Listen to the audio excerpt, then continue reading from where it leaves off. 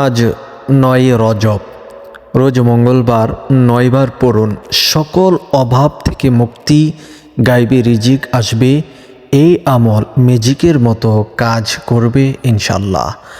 বিশ্বাস করুন, আপনি যদি আজকের এই ছোট্ট ছোট্ট দোয়াগুলো মাত্র ৯ বার পাঠ করতে পারেন, তাহলে কিন্তু আপনার জীবনে কোনো টাকার অভাব থাকবে না, কোনো পয়সার অভাব থাকবে না, কোনো ধন দৌলতের অভাব থাকবে না।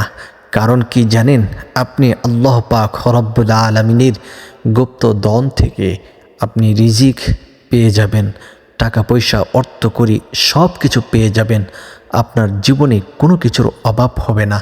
আল্লাহ কখনো আল্লাহর প্রিয় বান্দাদেরকে, প্রিয় বান্দিদেরকে অভাবে রাখেন না। আপনাকেও ঠিক তেমনইভাবে কোনো কিছুর অভাব আল্লাহ দিবে না। কিন্তু আপনার অঢাল ধন সম্পদ আপনার কাছে থাকবে না ঠিক, কিন্তু আপনি যদি এই মুহূর্তে চাচ্ছেন কোনো একটি জিনিস অর্জন করতে, একটি বাড়ি করতে, কিন্তু সে বাড়ি করার টাকা আল্লাহ তাআলা প্রস্তুত করে দিবে, ব্যবস্থা করে দিবে। কোত্থেকে যে আল্লাহ তাআলা আপনাকে দিবে আপনি নিজেও কল্পনা করতে পারবেন না। কারণ আল্লাহ তাআলা তার বান্দাকে কখনো অভাবে রাখেন না। আল্লাহ পাক রব্বুল আলামিন তার বান্দাকে সব সময় সব কিছু দিয়েই রাখেন। আল্লাহ তাআলার যারা হয়ে গেছেন, আল্লাহ তাআলার ধন দৌলত যা কিছু আছে, আল্লাহ তাআলা আল্লাহর প্রিয় বান্দাদেরকে, বান্দিদেরকে আল্লাহ পাক রব্বুল আলামিন দিয়ে দেন। তাই আজকের এই গুপ্ত দোয়াগুলো যদি আপনি পাঠ করতে পারেন, আপনার জীবনে অভাব বলতে কোনো কিছু থাকবে না, আপনার জীবনে কষ্ট বলতে কোনো কিছু থাকবে না, আপনার জীবনে দুঃখ কষ্ট কোনো কিছু বলতে থাকবে না। চিরবিদায় নিতে বাধ্য হবে আপনার সকল অভাব। গায়বী রিজিক আপনার ঘরে আসতে থাকবে। কেমনভাবে আসবে জানেন? তুফানের গতিতে আপনার ঘরে রিজিক আসতে থাকবে ইনশাল্লাহ। সকল অভাব মুক্ত হয়ে যাবে। আপনি যদি ঋণ করতে করতে ঋণের পাহাড় আপনি জমি ফেলেছেন, ঋণের টাকা পরিশোধ করার জন্য চারদিক থেকে মানুষ আপনাকে চাপ দিচ্ছে, একের পর এক হুমকি আর ধমকি দিচ্ছে, কিন্তু আপনি নিরুপায়। কি করবেন? আপনার কাছে তো কোনো টাকা নেই, কোনো অর্থ করি কোনো কিছু নেই। আপনি এই মুহূর্তে তার ঋণ কীভাবে পরিশোধ করবেন? আপনি এই নামের আমল করুন, এই ওয়াজিফাটি করুন। আল্লাহ তাআলা এই পবিত্র রজব মাসের ওসিলায়, পবিত্র মঙ্গলবার দিনের ওসিলায় আল্লাহ তাআলা আপনার সকল কিছু পূর্ণ করে দেবে ইনশাল্লাহ। পবিত্র রজব মাস হচ্ছে পবিত্র একটি মাস, যে মাসে নবীজি সাল্লাল্লাহু আলাইহি ওয়াসাল্লাম অত্যাধিক হারে ইবাদত বন্দেগীতে মনোনিবেশ থাকতেন। নফল নামাজে, নফল রোজায় আল্লাহ রসুল সাল্লাল্লাহু আলাইহি সাল্লাম সবসময় ব্যস্ত থাকতেন। নবীজি সাল্লাল্লাহু আলাইহি সাল্লাম এই রজব মাসে রোজা রাখতেন, নফল রোজা প্রতি সপ্তাহে 2 দিন, অর্থাৎ সোমবার এবং বৃহস্পতিবার দিন। তো সোমবার গত হয়ে গেছে, আগামী আসছে আমাদের সামনে বৃহস্পতিবার। তো আপনি চাইলে বৃহস্পতিবার রোজা রাখবেন। নবীজি সাল্লাল্লাহু আলাইহি সাল্লাম এই রোজা বৃহস্পতিবার কেন রাখতেন জানেন? যে বৃহস্পতিবার হচ্ছে সপ্তাহের সর্বশেষ দিন। এই দিন ফেরেশতারা আল্লাহর কাছে আমলনামা জমা করেন।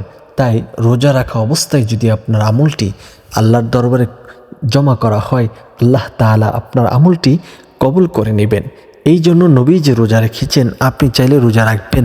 তাছাড়া নবীজি সাল্লাল্লাহু আলাইহি সাল্লাম রজব মাসে রোজা রাখতেন আইয়ামে বীজ, অর্থাৎ আরবি মাসের 13, 14, 15, 13, 14, 15 এই 3টি দিন নবীজি সাল্লাল্লাহু আলাইহি সাল্লাম রোজা রেখেছেন। আপনারাও রোজা রাখার চেষ্টা করবেন ইনশাআল্লাহ। আজ পবিত্র রজব মাসের 9 তারিখ, রোজ মঙ্গলবার। দিনে অথবা রাতে মহান আল্লাহ পাক রব্বুল আলামিনের দরবারে যদি এই ছোট্ট ওয়াজিফাগুলা করতে পারেন, জীবনের অভাব থেকে আল্লাহ আপনাকে চিরমুক্তি করে দিবে এবং আপনার জন্য গায়বী রিজিক একের পর এক আসতে থাকবে। আপনি অবাক হয়ে যাবেন। আজকের এই আমলটি যারা যারা করেছেন তারাই ফল পেয়েছেন। কারণ একিন এবং বিশ্বাসের সহিত যদি এই আমলটি আপনি নিজেও করতে পারেন, নিজেও করেন, আল্লাহ পাক রব্বুল আলামিন কিন্তু আপনার জীবন যৌবনের সকল গুনাহ তো ক্ষমা করবেন, আপনার সকল অভাব থেকে মুক্তি করে দিবেন এবং গায়বী রিজিকের ব্যবস্থা মহান আল্লাহ করে দিবে। এই আমলটি করার জন্য আপনি নিজে পবিত্র হয়ে যাবেন, পবিত্রতা অর্জন করবেন, ভালোভাবে পাক সাফ অর্জন করে নেবেন। এরপরে পবিত্র বিছানাতে বসবেন। পবিত্র বিছানাতে বসে আপনি সর্বপ্রথম যে কাজটি করবেন, এই পবিত্রতা অর্জন করে একটি জায়নামাজ বিছিয়ে নেবেন। যে সময় নামাজ পড়া যায় ওই নামাজের মধ্যে আপনি এই আমলটি করতে হবে। আপনি যখন নামাজ পড়বেন, নামাজের পরে 2 রাকাত নফল নামাজ পড়বেন। 2 রাকাত নফল নামাজের পরে জায়নামাজের পাঠিতে বসে 3 বার ইস্তিগফার আদায় করে নেবেন। আস্তাগফিরুল্লাহ রাব্বি মিন কুল্লি যামবি ওয়া আতুবু ইলাইহি। আস্তাগফিরুল্লাহ রাব্বি মিন কুল্লি যামবি ওয়া আতুবু ইলাইহি। আস্তাগফিরুল্লাহ রাব্বি মিন কুল্লি যামবি ওয়া আতুবু ইলাইহি। এরপর নবীজির উপর দুরূদ পড়বেন। আল্লাহুম্মা সাল্লি আলা মুহাম্মাদ ওয়া আলা আলি মুহাম্মাদ কামা সাল্লাইতা আলা ইব্রাহিম ওয়া আলা আলি ইব্রাহিম ইন্নাকা হামিদুম মাজিদ। আল্লাহুম্মা বারিক আলা মুহাম্মাদ وعلى آل محمد كما باركت على إبراهيم وعلى آل إبراهيم إنك حميد مجيد। এরকম ভাবে 3 বার ইস্তিগফার, 3 বার দুরুদ শরীফ পাঠ করে নেবেন। এরপর আপনি 4টি ওজিফা করবেন ছোট্ট ছোট্ট। একটি হলো ইয়া শাফিয়াল আমরাত, ইয়া শাফিয়াল আমরাত, ইয়া শাফিয়াল আমরাত। এই ওজিফাটি 9 বার পড়বেন। তারপরে পড়বেন ইয়া কাদিয়াল হাজাত, ইয়া কাদিয়াল হাজাত, ইয়া কাদিয়াল হাজাত। এই ওয়াজিফাটি 9 বার করবেন। এরপরে পড়বেন ইয়া রাফিয়াদ দারজাত, ইয়া রাফিয়াদ দারজাত, ইয়া রাফিয়াদ দারজাত। এই ওয়াজিফাটি 9 বার পড়বেন। এরপরে পড়বেন ইয়া হাল্লালাল মুশকিলাত, ইয়া হাল্লালাল মুশকিলাত, ইয়া হাল্লালাল মুশকিলাত, ইয়া হাল্লালাল মুশকিলাত। এই ওয়াজিফাটি 9 বার পড়বেন। এই 4টি ওয়াজিফা 9 বার করে পাঠ করে নেবেন। এরপর 3 বার দুরূদ পড়বেন। 2টা হাত তুলে আল্লাহ রব্বুল আলামিনের কাছে দোয়া করবেন। এই 4টা ওয়াজিফার মধ্যে এমন কিছু চেয়েছেন আল্লাহর কাছে, আল্লাহু আকবার কবীরা, আপনার আর কখনো হাজত অর্থাৎ ইয়া কাদিয়াল হাজত, আল্লাহর কাছে আপনার সমস্ত হাজতের কথা তুলে ধরেছেন হাজত পূর্ণ করার জন্য। আল্লাহ সমস্ত হাজত পূর্ণ করে দেবে। এরপর ইয়া রাফিয়াদ দারজাত, আল্লাহ তাআলা আপনার ইজ্জত সম্মান দরজা বুলন্দ করে দিবে।